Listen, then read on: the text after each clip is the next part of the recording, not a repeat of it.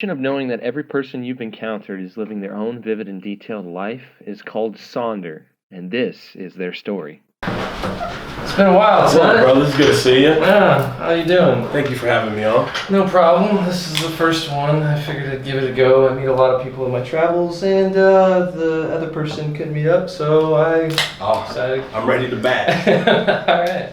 So for those of you guys that don't know, I'm here with Tut Kaliech, and he's the person whose brand I wear a lot in my travels. If you want to, The logo, baby. tell them more about your brand. So, the brand. First of all, I'm gonna say like the reason why I wanted to create it.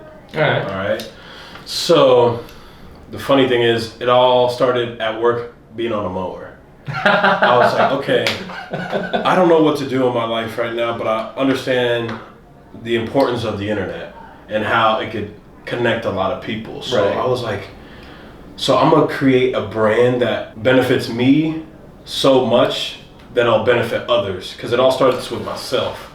So Yato stands for You Are the One. So I wanted it to be a lifestyle brand that focused on the individual. So Okay. we've all heard the quote, like, if you want to change the world, it starts with You first. Exactly. before you can- So if we understand our self-importance, then the outside world doesn't matter what they tell us. We know that within ourselves, okay? Right, and I think a lot of people are missing that in their lives. Obviously, Exactly. you can see it a lot when Yes. you go places and stuff. Like, Oh. it's incredible. Like, so you just thought about this, like, just on a lawnmower? Yeah. And like, Because, like, I had a really, like, life-changing life-changing experiences back 2012 that kind of, like, shifted my mindset and my perspective due to some extracurricular activities. yeah, Yeah, and I think it opened the A doors of gateway. perception. yeah, I get you. So it became like, okay, we need something that this brand stands on. So the three pillars that it stands on is self-love, self-accountability, and self-empowerment. So let me break that down. So self-love, you only get to understand yourself when you do certain things in life. You can't learn much about yourself if you don't do anything. No, Right? that's So not how it it's works. good to expand yourself, do a whole bunch of certain things, get your feet wet, so you can learn your strengths and your weaknesses, right? Yeah, And then you hold that. Nobody else can hold that against you, right? So at that point, you become, you start to hold yourself with compassion, and you don't be so hard on yourself. So through that, gives you the self-love and self-power within yourself to hold yourself accountable to those goals and your dreams after knowing yourself and know what you want to do now. So you need to hold yourself accountable, because, like, let's say I owe you money, right? right, I'm gonna do whatever I can to make that happen, right? right. But there's times that we owe ourselves Something. exactly, Yeah. but we don't hold it to the same kind of Standard is when we're trying to give to So it's like, people. why don't you owe yourself the life that you deserve? Well, I think a lot of people try to necessarily live for others. Exactly. And like we're taught not to be selfish, and I'm not saying you shouldn't, like, Mm-hmm. you know, help people. But Yeah. I think at the same time, if you can't even, like, tie your shoes in the morning, how are you Exactly. gonna, like, tie the next? Exactly. I really believe that you cannot give from lack. You can only give from abundance. Yeah. And Totally. and it's not selfish to think about yourself, because you can't really, like, offer something valuable without, like, knowing you're valuable and then giving it to somebody. So Right. you have to, like, know your self-worth. Then you can share that gift with the world. You Right. know? Right. So that's where the accountability comes in. And then after you hold yourself accountable, you can then empower yourself, walk with your head held high, not on, like, a egotistical way, but it's like, I know my purpose somewhat, and I'm gonna do whatever I can to help the people along the way, since I figured out myself, my weaknesses, my strengths, and I'm gonna use my gifts to help the world. And so that's when the wings come into play. So All right. every Let's talk lesson, wings. every lesson that you overcome becomes, sorry. Somebody's getting a hold of you. Yeah. So every lesson you gain a feather, and within that, when you're born, you don't know how to fly, just like a baby bird. It doesn't know how to fly. It doesn't know that it even has wings, and it stays in its comfort zone.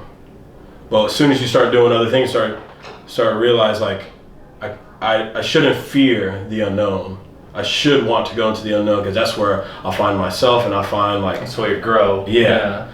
So you gain that feather. All these lessons that you've learned in the process of self-love and accountability, you gain the wings. Right. God gives you the wings, and now you know how to use them. So you move through this world a lot more easily, and you start to co-create with God or the universe, whatever you want to call it. Yeah. And so you live in your truth, not nobody else's, Yeah. because you shut out the noise from outside and realize, I don't need anybody to tell me I'm powerful. I don't need anybody to tell me that I'm worthy, because I know that within myself. People outside that are telling me that, there's something within them that's going like, why does he feel like that? I want to feel like that, so I'm gonna bring him down, or I'm gonna help him. So it's like it all starts with ourselves, you know? Yeah, and I get what you're saying. A lot of people, especially in my travels, have questioned like my methods and like what I've been doing. Like I wore your sweatshirt to the bull run. Live your dream. Yeah, I always wanted to do that. It was on my list of things. That's crazy. They thought I was crazy for doing it, but it's like one of those things that just like. The whole experience evolved me not only as a person, but just like how different my world is compared to this world that's halfway across the sea. Exactly. And like not a lot of people get to do that or want to do that. Correct. They're in fear. But people might not know you're also just got your citizenship. Congratulations. Hallelujah. Yeah. Yeah. How long of a process was that, man? Well, it's a funny story. My dad became a citizen in 2003, so legally I've already been a citizen, but I've never had the paperwork for it, correct? Ah, okay. So by the time that I needed to go to college to get financial aid, I needed all my paperwork figured out. But I did it because my dad was supposed to sign these papers before I turned 18 so I could become a citizen with him legally, right? So I can get my certificate. So I turned 18, I'm at the Department of Homeland Security, they're like, oh, just fax this to your father, sign it, and you should be fine. I'm like, well, this dude's in a village in Africa. There's no way we could fax this to him. Oh, I didn't know that. Yeah, so they're like, oh, well, right now you're out of luck and you got to just do this yourself. I'm like, okay, cool. Well, how long does that process take and how much does it cost? It can cost anywhere from $2,000 from application fees, and then maybe, depending on who you are and where you're from, it could take maybe 3 months all the way to who knows how many years, you know? So it took me, 7 months to get my citizenship, but I needed to do my green card and renew that first before I can even go through that process. Oh, so you had to pay that money for it. Exactly. Wow. So in the total, I paid probably like $2,000. Well, it could have been a lot, but I got like financial assistance. Yeah, right. But now I'm good. What do you? So as a person that entered the system legally and what we got going on, crazy. Yeah, since you know you're an outsider coming in, and it was different before with Obama, and now that we have Trump. Not saying any. Yeah. You know, I'm not trying to hit. I just want your perspective on the whole thing, like how. It just sucks. As like when you're born in the country in the United States, it's like you almost hit the lottery as well. Yeah. No. Totally. So it's like we have to go through these hurdles just to get into this land. So it's like I understand those people who are trying to flee those countries so they can have a better life, and everybody should have the right to find refuge and asylum when their country's going through a lot of problems. When some of the times that we cause the issue, and this is what like came from it. So it's like it's a battle between like they should go through the legal system as well, but like sometimes the legal system takes 5 years. Yeah. And you can't wait that long. You have kids. You need safety, you know? Yeah. So a lot of their last like resorts is, we gotta get over there whatever way we can. Well, and it's interesting you mentioned that because one of the cultural experiences that I had is I went to Paris and Nigeria won the African World Cup while I was over in Paris. Yeah. They started rioting, and I guess it was a common thing. I didn't know about it. My British friend was like, "You shouldn't celebrate with these people." And I was like, "They're having fun." Like riot, like a riot. Whoa. Yeah, and like I guess like it's there's been tensions about that over there, and it's like is what's happening over in this country going to come over to this country because of what we got going on? Exactly. So like that kind of opened my eyes up, and that's kind of why I asked you, you know, because like I don't know what that's like trying to like get a green card, try and get my citizenship, have my dad like is Sudan, right? Yeah, in Sudan in a village, and your country's currently going through some civil war issues, and it's been ongoing for many years. So when did you come over? So you want that whole story? Yeah, okay. Sure. So it all starts with my parents. They were young teenagers, 15 to 17 years old. Our village starts getting raided, right? Right. Everybody, like the Janjaweed are now burning villages, going through. So like you're forced to flee. So they do that. Choice, yeah. They walk 5 days and then get on a bus. How long? 5 day walk. Like distance wise, how long? It's from, what is that? From, South Sudan to all the way to Kenya. Holy so Jesus. I don't know how long they went before they got on the bus, but I know that's more than already 400 miles. Yeah, that's a so hike. It's like, and then there's women and children, there's elderly people. So some of the elderly people are like, no, I'm not going, I can't make that. And then you got all the wild animals that are over there. So you never know. Yeah. So after that, they get to Walda Refugee Camp in Nairobi, Kenya, where I was born. Right. So I was born after that. My parents already filed for so they get sponsorship to come to the States. 2 years later, we get sponsored to come to Dallas, Texas. So that whole time, it's like they're already going through the most. Like when you're in a UN sponsored refugee camp, it's like you get shipments of food maybe twice a month, and you got to ration that out. Right. And then you got to ration it out with everybody there. So it's like, yeah, you got safety and you got somewhat food, so you're somewhat alive, but it's like you still have to like make housing and everything, right? Right. So like they had to go through that problem. So when they came to the States, it's like they don't know the Western culture. They don't know the English language. They don't know anything. So they're like taught a couple things before they come as like a transitional kind of program. Like, hey, when you get over there, you're gonna figure out what the heck a refrigerator is, or a microwave, or like this is where you put trash, you know? Or like my mom was like, yo, when we came over here, they're like, why do you guys have clean water that you could drink in a toilet? It's just like stuff like that you wouldn't even like think about. Yeah, no, totally. And it's like, whoa, we're like, there's running water, we can poop, and then this goes to somewhere and we don't have to clean it up.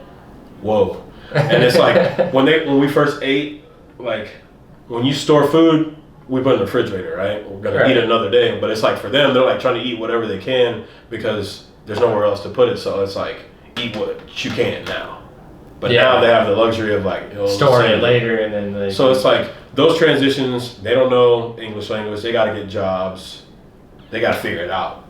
So it's like I wonder how they made it through all of this for us to have a better life. So it's like that's my motivation.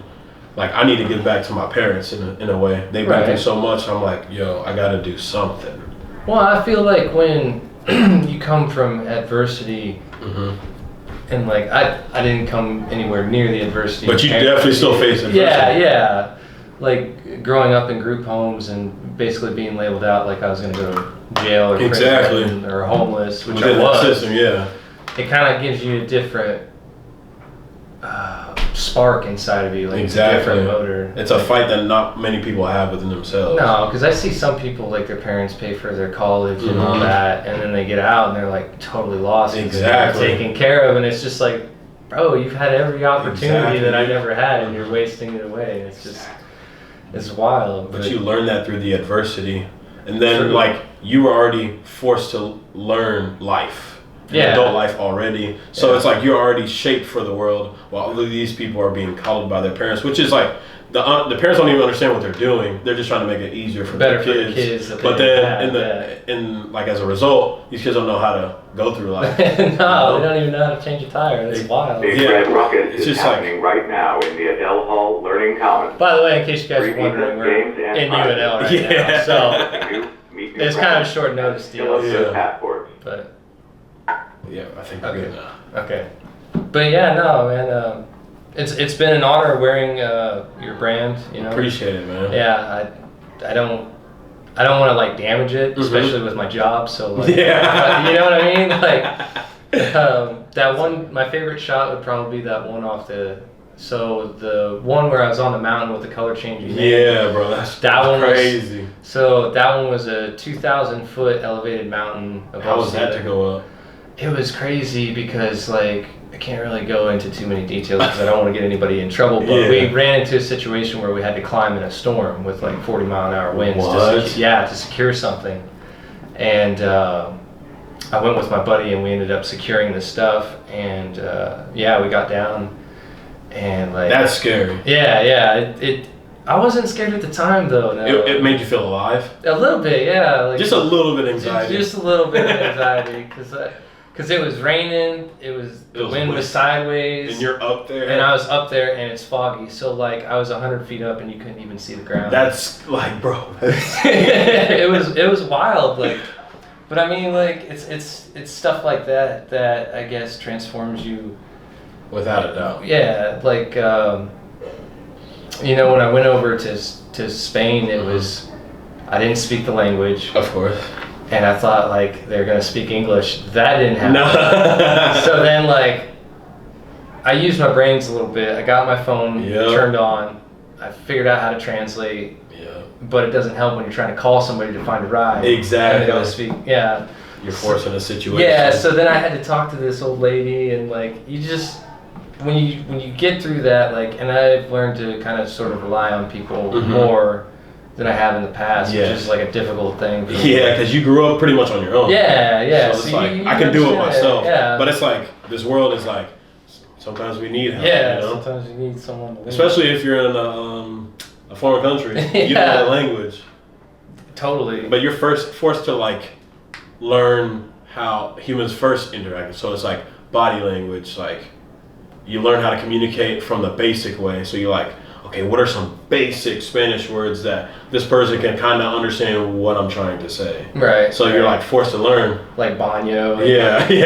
Auto, I can't even remember the words, but I knew enough then to get me around. But yeah, it was totally wild. And it's been interesting seeing you like start this brand up, and the people that like, I had a couple people add me actually from you tagging me, and dude, that's awesome. Yeah, I think there was one person from like Greece or something. I don't know if you got. Whoa, or maybe he was like visiting in Greece. I don't know. Oh, my homie Kai. Yeah, he's a wanderlust just like you, but you went into another. I remember when you started talking about how like this is what I want to do. I'm gonna create a travel vlog, and here you are. You're like always gone, and you're like, oh, I'm in Lincoln. But I'm like, this dude's not up here. So it's like, okay, we gotta squeeze some time. Forgot to give him a shirt. We gotta do that before he leaves again. So it's just like, it's cool to see how far you've come from just like having an idea to actually put in the steps necessary to actually make that happen. Working all the time to actually fund that. Yeah. And then now you're trying to find other ways of income so you can start funding to get equipment. I mean, yeah, like the thing I'm using now is an Alpha 6500. That's like, I know that costs some money. Yeah, it costs like $1,700 for the full setup. That was just that camera, and then like I ran into a hardship in Switzerland. I dropped a GoPro. Not too long ago. Yeah, I dropped a GoPro, brand new GoPro 7 that I just bought like in January. So like I had to, yeah. And then like the other adversity I faced is I had all this footage, and one of the cards got corrupted, and then one of the other cards got lost. So that was just like a mistake. But so what did you learn from that? Now it's like I learned to back it up on the computer. Like, but that it's like sucks because like that was like a once in a lifetime like moment. I'm sure you'll be there, but you won't have the same kind of experiences that you already had. No, I'm just glad I was able to give the people the bull run. That was like the main that's thing. That's crazy. Yeah. Bro. Like when you, so like, do you want me to tell you about yes, it? Okay, so like you sit, so like I went at 5 o'clock in the morning. The bull run starts at like 7 o'clock. If I remember just right. Trying to see the craze. Yeah, so like people are partying all the way up till 7 o'clock. They clear the streets of all the trash and debris. Like you can walk out with an open container and drink. Yeah. It's weird, like the cultural difference. And like so they board up this one street. And they have 2 corners, so like the road comes up and then it V's out or corners out and then goes out and then goes to the arena. So these 2 corners are like dead man corners. Yeah, like you don't want to be stuck there. So like I was like right up here, at like 6:45, and so like everybody starts getting tense. The camera starts flying back and forth to make sure that it's working. There's like a zipline camera? Yeah, there's a zipline camera that follows you, and then the people are like up like 5 stories on all these balconies watching you getting trampled and stuff. Oh my god. Yeah, and then they're like, you know, people are chanting like, they're like saying whatever. Yeah, it's like everybody's getting hype. And then like it's almost like a tornado. There's like an eerie calm, and then the rocket shoots off. Yeah. And that tells you that the bulls are out. And then another rocket shoots off that tells you that they're on the street. Oh shit. And then when they're on the street, it's about 3 minutes until they reach the arena. And so like I heard the first rocket and I kind of started jogging, then I heard the second rocket, and then before I knew it, I heard the cowbells, da-ding, da-ding, da-ding, da-ding, right behind me, and like people wouldn't get out of my way, so I ended up like pushing like a whole crowd down. Yeah. And like, dude, it was wild. I was with a Canadian, and he was like, I've never seen anybody run that fast in my entire life. Like you would have thought like you had a felony and you tried to make the cops or something. Like. It was intense. And then you get into the arena, it's all calm, and then they release 1 bull every 10 minutes, 6 bulls in total. Whoa. And then they like battle you. They like run around and they like. So I had my Spider-Man shirt on with my Husker flag. Yeah. And somebody was from Kansas, and his brother, his brother was a Husker, and so like this bull was running around and he's trying to get a selfie with me, and like the bull came to my right side, and I heard people screaming, so I was like trying to run away, and as I was running, the bull's horn like came right in front of my face, and then he like. Did they have like a cap on it? Yeah, he had a cap on it, so if he would have hit me, he would have knocked me out and like had a field day, So that's scary. Just so you guys know, it is dangerous. It's not like it's something you should. Like, it's all for the thrills, man. Yeah. Well, no, like. I do it because like growing up in group homes and foster care and everything else, it's like, you know, you don't really see a light at the end of the tunnel. Like once you get out of the system, there's pretty much like no help, no college. It just seems like there's no transition. There's no transition. Like you're just tossed into the curb. Yeah.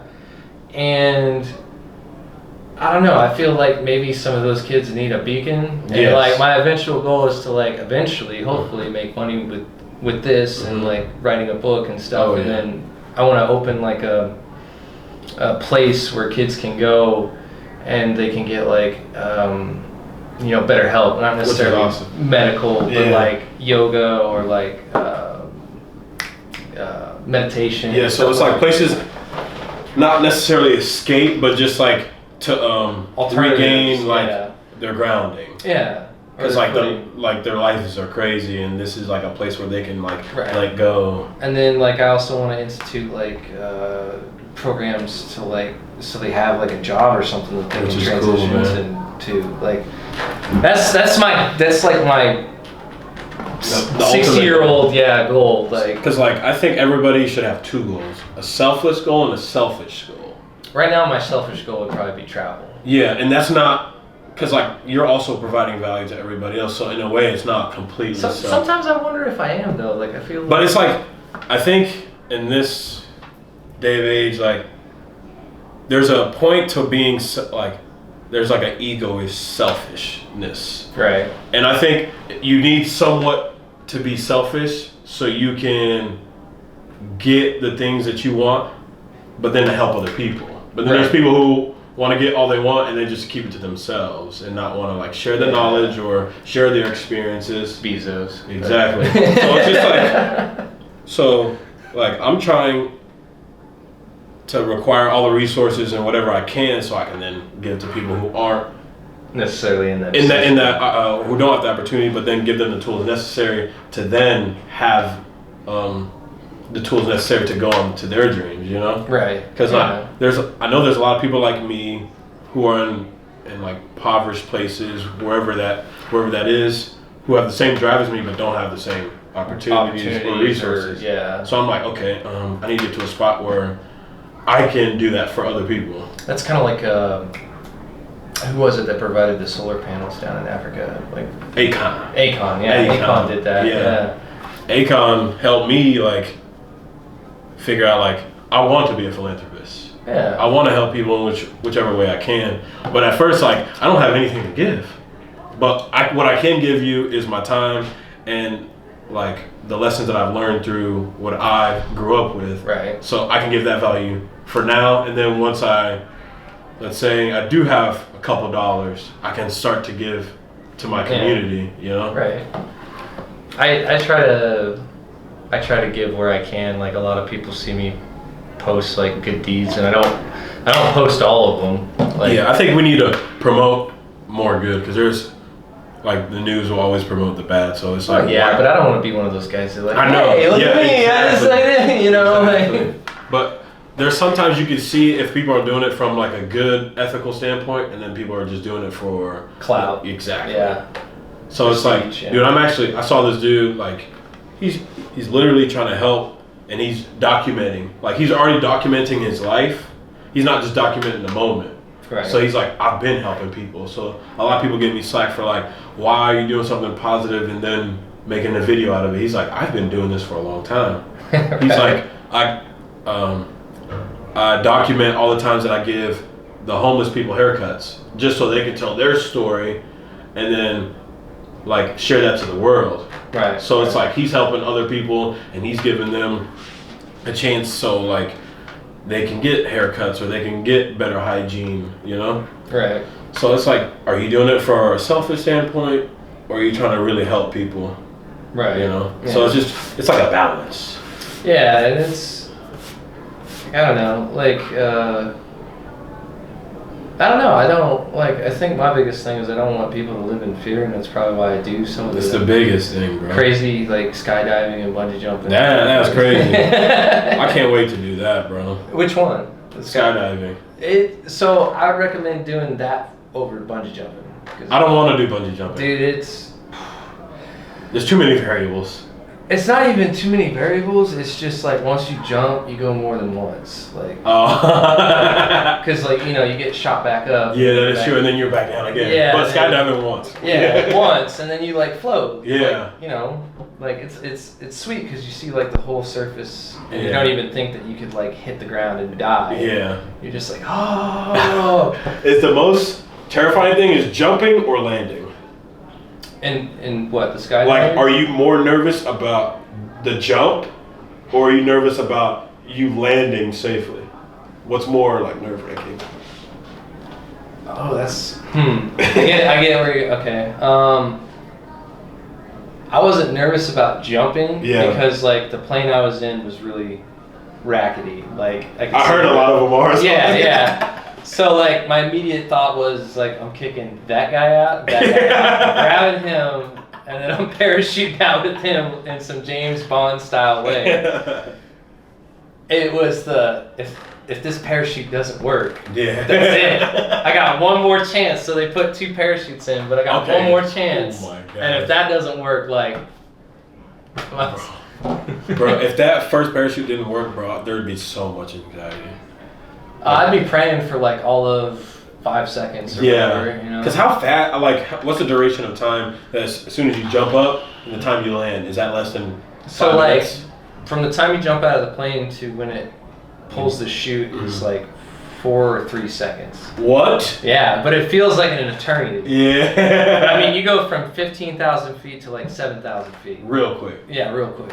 Like, whoa. No, like, breaks. Or So anything. the whole process, other than flying, how long is that? Less than 10 minutes? Probably like 2-3 minutes.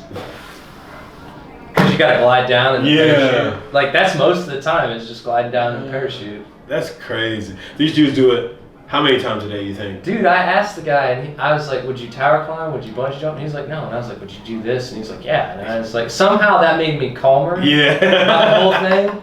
Because then he made me look at myself like I was crazy. Yeah. And I was like, I'm not crazy. Like, I'm attached to a piece of steel. Like, you're just... Yeah. You're hoping You're out this here. Teflon rope is gonna, like... Yeah, That's so... scary, man. But yeah, no,